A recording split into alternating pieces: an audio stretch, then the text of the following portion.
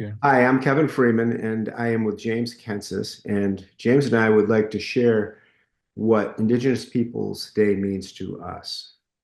This year, 2024, James and I have had the opportunity to drive up to Norwich Walk twice and try to obtain a better understanding of what that massacre or event meant to us. And from that, it sort of opened up a whole um, new idea of the native condition to me and perhaps James too. And so tonight, what we're going to do is James has been working on a land acknowledgement, and I'm going to try to explain a little bit about how I feel about native sovereignty. And we might do a reading from one of James's newspapers articles that he actually read when he and I went up to Norwich Walk. So that would be an on location reading. So James, let's see what we can do here. James, when I was talking to you earlier, we thought that we were probably very interested in Native issues, and in consideration that some people might not be very interested, they might just be interested, or they might be not so interested. But you and I, it occurred to us, we both are very interested in Right. these issues, and we have been studying them for you forever and me for the last 20 years at least. And so we've reached a status sort of conflict and frustration. And I think that's kind of like what we want to talk a little bit about tonight is that how that we can help to enable Native people and especially the Wabanaki, to be less colonized. And James is going to need to turn off his camera right now. And James, this might be a good time for you to do the land acknowledgement. We're both in York, Maine, and James has been crafting a land acknowledgement that would be read in the town hall and at other government meetings. James is having a little bit of difficulty with his latency or his signal on Zoom, so he might have to defer to a non-video broadcast. Right. All right. Right.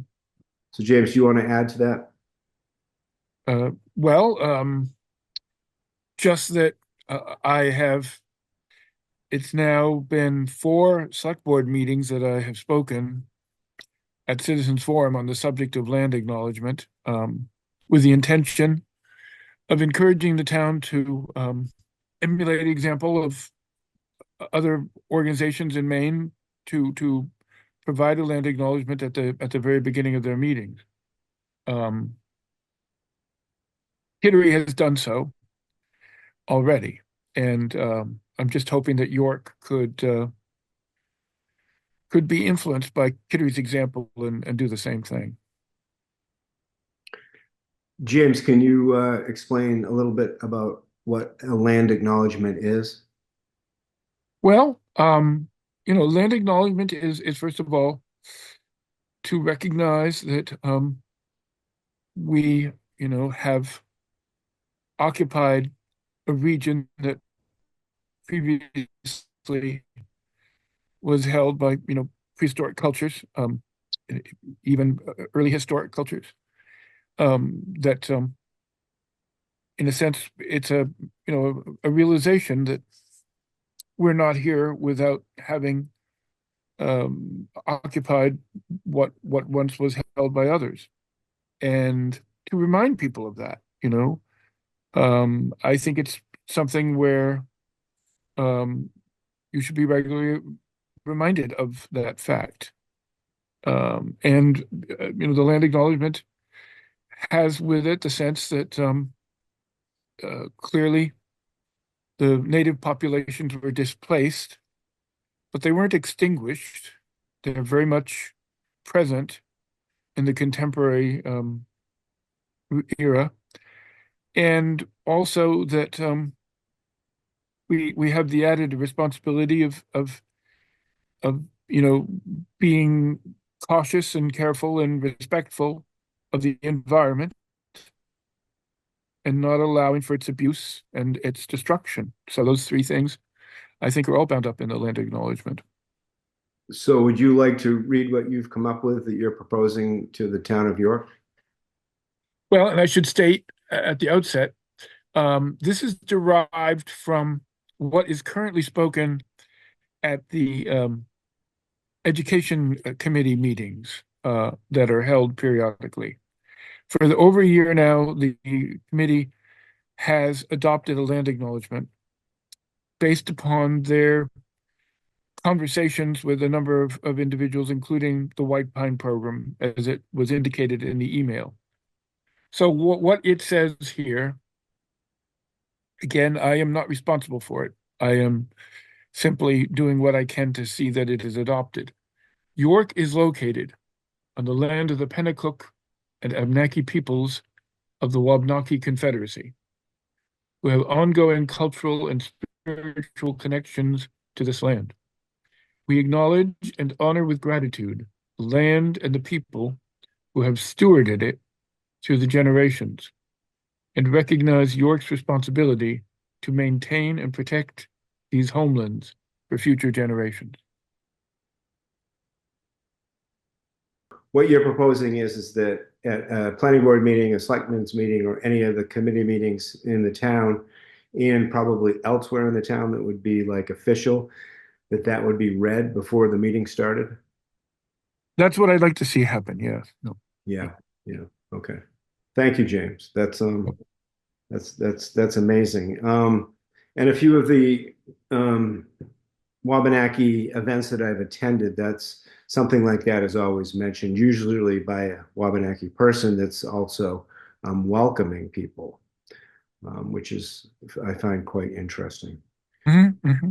I'm going to talk for a minute about um, as I've been understanding the Wabanaki people and how much has been taken from them early on in colonial times. And manipulated away from them, and then the land has been abused, and some of it's been preserved into parks and stuff.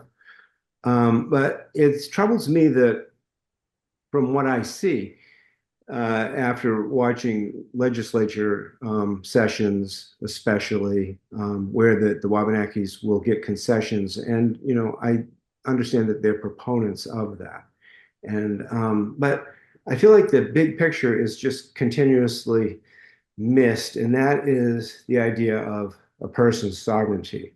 And Hmm. so when the colonists came here, um, originally they deprived the colonists of their sovereignty, and they took their land, and they were entitled to do it. And I don't know. Um, they justified that by subhumanizing the natives in the first place. And then Hmm. the second justification was they had access to their resources, which were the trees and the fish and all the other things that for maybe 13,000 years the natives just had as their own, or with the exception of maybe some fishermen off of the coast of Maine and Canada. So it's really difficult for me to understand how that we have just made this normal, how we've just said, okay, that's the way it is, and the European folks or the English folks came out ahead, they own the land, and they pushed the natives back into the tribal reservations, and that's the end of the story. And now we just go on living like we do, and we continue to, I would say, create genocide against the Wabanaki people. And what I propose is that we actually give, or we take away what we've taken. Uh, we actually You can't give something that we never had, I don't believe, but we reconstitute and we respect the Wabanaki sovereignty. And what that means is to me, is that they need their land back. And that's pretty much the bottom line. You can't have sovereignty if you're a sovereign nation. You need a place to be sovereign. And the obvious place for the Wabanakis is Maine. And so I do propose that that land is acknowledged to be theirs, with a full idea that they have also a sovereignty that they dictate. They say this is who we are, this is what we're going to do, this is how we want to govern ourselves, exclusive of everybody else and everything else. And then they become sovereign, and we recognize that. And that's sort of like erasing the chalkboard, and we start all over again and we see where it leads us. And I have several proposals, and one of them is that the state of Maine begins by returning the land that is owned by the state, and they return that to the Wabanaki people first, and then municipal properties would be returned secondly, and then eventually parks would be returned, and then a portion of land sales would be given to the native people. So when somebody sells a home, or when the state transfers property or whatever, a portion of that, which I would propose 1/7, gets returned to the Wabanaki people. And over 7 generations, or it might come out to 10 generations, I've tried to do the math, but I'm not quite sure. Eventually, the land would be returned to the Wabanakis at probably the same proportion, or the same time duration that it was taken away from them. And that's something that I've thought about. Like, to me, that just makes total sense. And it'll take us where it takes us. I think people are afraid of the idea that they're going to lose their house, or they're going to lose, Baxter State Park or whatever. And I don't have that fear. I really don't think that that would happen. I don't know what would happen, but I just feel like it's the right thing to do. And so that's Yeah. how I feel about it. James, it's your turn. Well, it's exactly a year ago, just about exactly a year ago, that I first heard a land acknowledgement spoken here in town. It was at the library on a Sunday afternoon, and it caught me by surprise. I didn't expect it. It is something that you have to take some time to reflect upon. And the very fact it was expressed and the way it was expressed did leave an impression upon me. Over the course of this year, I think from that moment in October, mid-October, to the January program that was held at the library when Holly Sargent brought the two native speakers to present their case for sovereignty. And then shortly after, almost immediately after, recognizing that with the 300th anniversary of Norwalk, something had to be done by the town to at least recognize that event in history, the role that it played for the town's history, and the role also that it played, regionally. Um, Norwalk, however you want to perceive it, is an incident, an episode in the loss of native territory. Um, if you try to look at the events of 1724 objectively, the natives, occupied their own tribal territory and found themselves being encroached upon by, an influx of of settlers who were just ignoring the fact that there was a boundary line between those those those territories that were off limits to them. They were not. They simply were not respecting that boundary line, and the violence that occurred that would lead in the early 1720s to the outbreak of war had so much to do with the fact that they were defending, that tribal boundary. Um, However you look at it, it's been a steady diminution of tribal territory, and that you compare what Maine has done, with other states in the federal government, and you recognize the disparity between how Maine has conducted itself over the century and a half in terms of treatment of these tribal groups. They're they're marginalized, uh, uh, both in terms of, their the way they receive their um, how the policy that's conducted in relation to them. They're marginalized, physically marginalized. And the threat that I see, and it's a great concern to me, is that the future generations of these tribal populations are simply going to be lacking in the confidence and sense of independence that they need. Um, so to me, it relates directly to, the psychology, the cultural psychology that is being impacted by these events. And something needs to be done about it. Something needs to be done to reverse the damage. I think to me, land acknowledgement is a step, at least because it's a constant reminder, a reminder that's necessary because um, it's so easy to forget how the land was occupied, what the consequences of the occupation were. Um, one of the great tragedies of American civilization will always be how the native populations, the indigenous peoples, were treated. I mean, it's one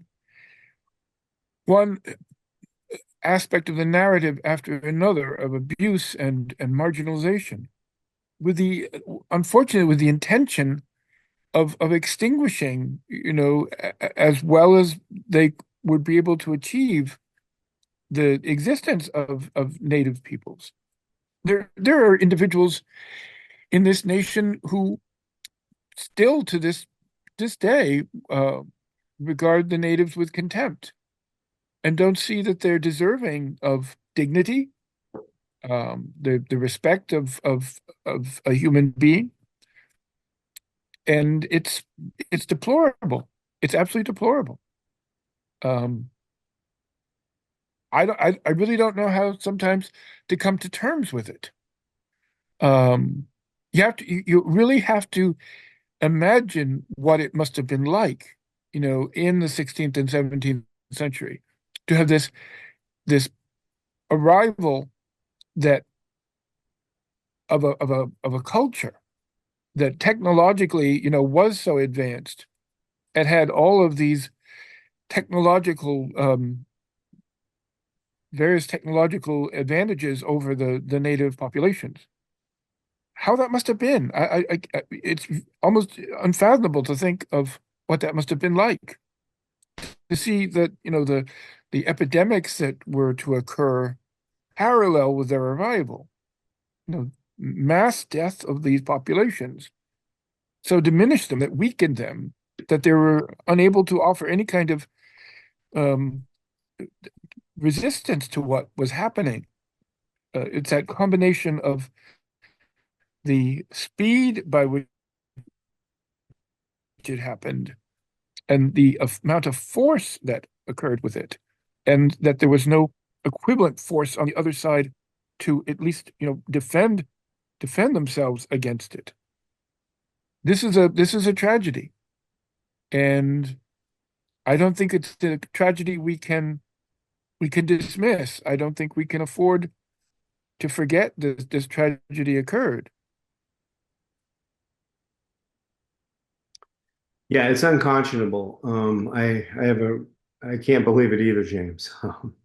How we've arrived here, and indifference prevails. And at the state level, and there are people that are like you and I do know many that advocate for native sovereignty.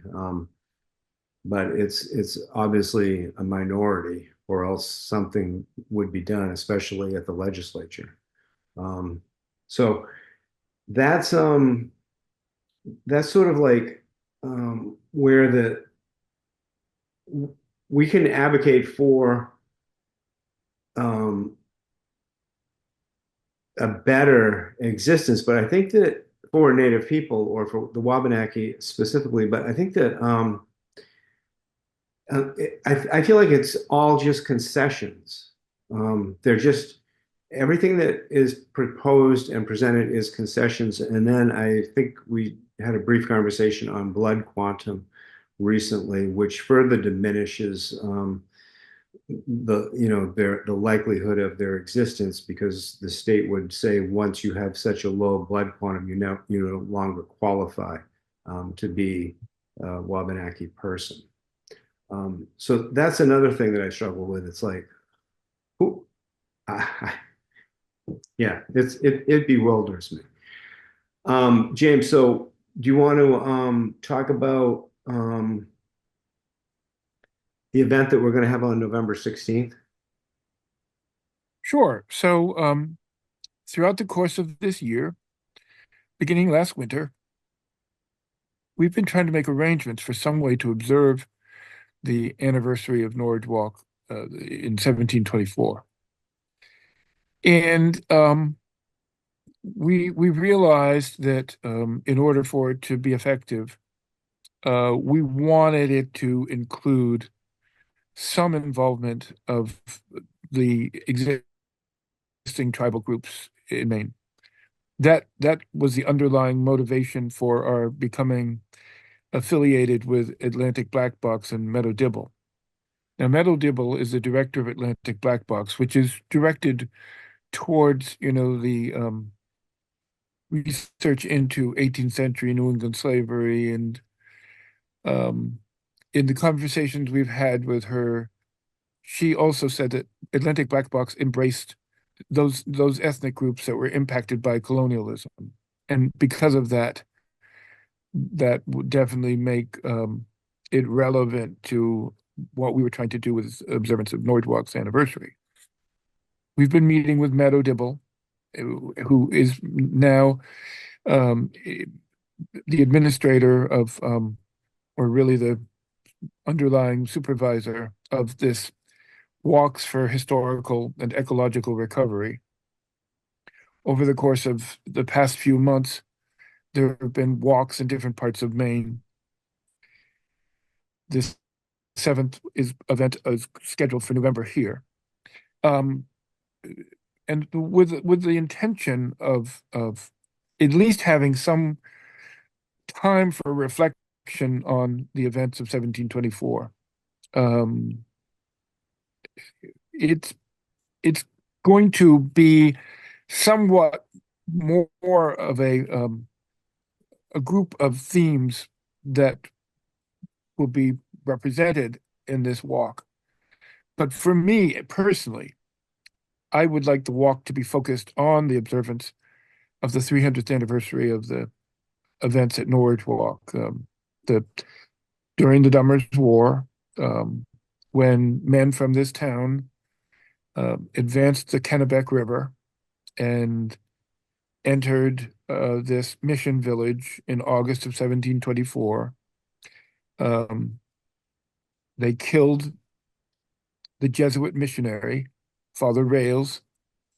They undoubtedly, in the course of this event of that August afternoon, killed a large number of the inhabitants of this mission village as well.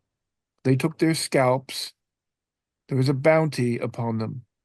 They took their scalps and within days brought these scalps to Boston.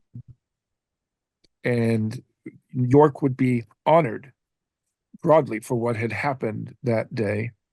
And it certainly was going to be a contributing factor to the status, rising status of those individuals who were in command positions, uh, Jeremiah Moulton and Johnson Harmon, and the others that took part in this. And that of course is part of the narrative. Um, we hope that we hope on the day that we conduct this walk that enough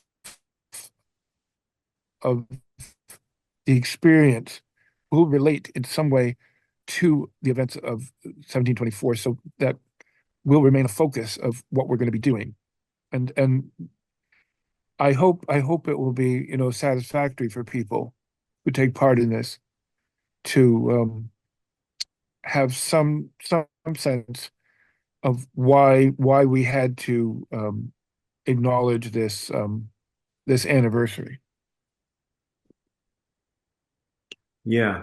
And if the viewer, doesn't know a lot about Norwich Walk, Charles Edward Banks, writes, he doesn't dedicate a chapter to it, but he pretty well explains it. There is a written account that was published in a Boston newspaper about it, and I think in general it was a retaliation um, from the people of the York area to go back and finally put this situation to rest, where that they wouldn't have to endure any more attacks in York and close proximity. And so it was kind of like the final blow to the natives. And the Norwalk people were quite decimated. There are accounts with that there were survivors, and eventually the settlement rebuilt itself to the extent we're not really sure. And then again, it was attacked, I believe, a second time, James, after 1724. Hmm. And then it sort of just got sold, or English people came and bought it, or they might have been Scots. Um, and so it's a very tragic event.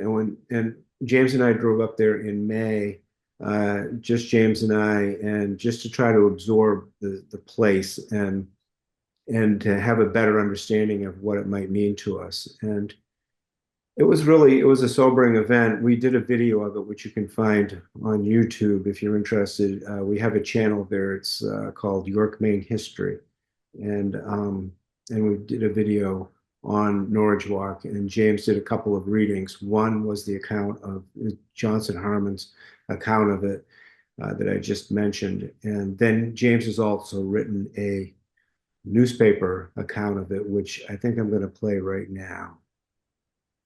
I hear a lot of birds, James.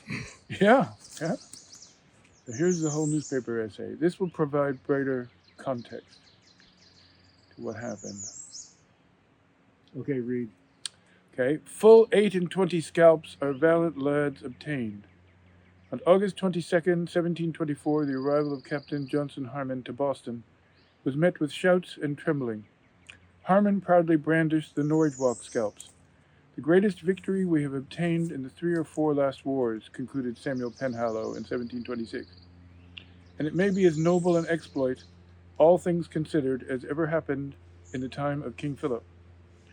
That victory was Norridgewock, a successful surprise attack upon the Indian mission village, infamous for its association with the despised Jesuit Sebastian Rales.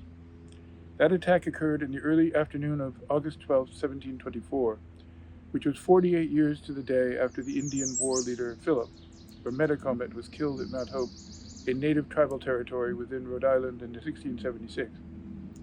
The two memorable days in August, almost 50 years apart, serve symbolically as bookends for the long era of Indian wars for much of New England, and especially for York, as the vulnerable frontier conditions rapidly receded, and the garrison houses, once so vital as refuge in an emergency, ceased to be such a prominent feature of the landscape. A middle-aged man or woman, who were inhabitants of this town during the 1720s, had experienced 4 episodes of Indian war over their lifetime, and they were also more than likely kin to casualties or captives. The raid of January 1692, the best known of the attacks, and the costliest in human life, was but one in a series that extends as far back as September 1676, just weeks after Philip's death, with the destruction of the Cape Nettic farmsteads. The war declared against the tribes in July 1722 was a consequence of the resettlement of the abandoned towns of the northern region, and of the activities of proprietors of large tracts in proximity to the natives in decades following the end of Queen Anne's War in 1713. It was known alternately as Rales' War, in recognition of Father Sebastian Rales, the Jesuit priest who was the most celebrated of those killed at Norridgewock, or Dummer's War, taking on the name of Lieutenant Governor William Dummer, who presided over the government of Boston. The conflict would be over by 1725 and represented one of the final efforts of resistance by the Aboriginal population. Since the middle of the previous century, the English in Maine and the natives had been steadily growing apart, and war was to be the tragic end result. The alienation of the different Indian tribes had many causes. The values and worldview of the two cultures was vastly different. Multiple instances of miscommunication and misunderstanding had so distanced the two that they were close to being irreconcilable. As the natives withdrew from the English-held region, they were physically brought closer to the domain of the French in Canada and to the Catholic faith. The first contacts had occurred as early as the 1640s. Unfortunately, to be associated with the French or with Catholicism instantly made the natives suspect to the New England colonists, and the situation worsened as the era of the French and Indian Wars commenced, and the first of the devastating raids were visited upon the frontier settlements. Father Rales was close to 70 years old. He was first assigned to Norridgewock in 1694. During the more than 30 years that I have spent in the midst of the forest with the savages, he wrote in 1722, I've been so occupied in instructing them and training them in Christian virtues that I have little time for anything else. He went on to describe his daily routine. After Mass, I catechize the children and young people.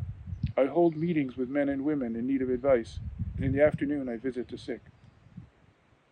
The Jesuit lived among the natives, expended great effort in learning their language. He cared for the welfare of the persons entrusted to his care. The final decade of his life was consumed by a feudal running battle with the Massachusetts government as he championed continued native independence against rapid English encroachment. What is our own, we will be masters of. This was the position taken by Massachusetts, words actually spoken to the Indians in 1717. Rale's fatal error was in the tactics he employed. Bellicose language, threats of violence, which had become so provocative that by the summer of 1720 a price of £100 was put upon his head. Though he eluded capture in 3 prior attempts by provincial militia to raid the village, incriminating papers were found which brought to light communication with the government in Canada, an appeal for military assistance. The correspondence led to his doom as concrete evidence of treason. Guilt by association, an atmosphere of suspicion, rumors, misinformation, and exaggerated perception of his influence upon the warring tribes, all of this contributed to his downfall. Strong emotions and prejudice have created so many distortions that it has become difficult to see Rales as he really was. This applies even to the narratives of his death, including the French version that portrayed him making a heroic last stand, in which he dropped dead at the foot of a large cross located in the middle of the village. The English have him instead being shot while he was still in his house, injuring a boy with a knife in his final moments. The York men who undertook the raid at Norridgewock had, like everyone else, so demonized the Jesuit that his death had become a necessity. For the political and military leaders of this town in the early 18th century, an important source of affinity was the experience of loss in the Indian Wars. York men Louis Bain and Abraham Preble, who died in 1721 and 1723, respectively, had both played a role in supervising post-war resettlement. Both men had lost their fathers to the Indians, Bain in 1677, Preble in 1692, and the members of their immediate families were either taken into captivity or killed. Joseph Bain, Louis's brother, among the captives of 1692, was redeemed in 1699, and as a consequence of his long period of contact, became an interpreter, a required participant of many conferences. At the conference held with the Norridgewock Indians at Georgetown in November of 1720, Bain was the interpreter and Johnson Harmon one of the 4 representatives from Massachusetts. Harmon was another man who had known the experience of captivity, taken to Canada in 1710. The Indians insisted repeatedly that the cluster of farmsteads at Merry Meeting Bay, a site on the Kennebec beyond the limits of acceptable settlement, be removed. This became the focus of contention, a cause of the war in 1722. Father Rales interceded as the defender of native rights. He inevitably became engulfed by the strong emotions of those in opposition, who possessed first-hand experience to justify their hatreds. This was to be the path which ultimately led to the raid of August 12th, to the death of Sebastian Rales. You know?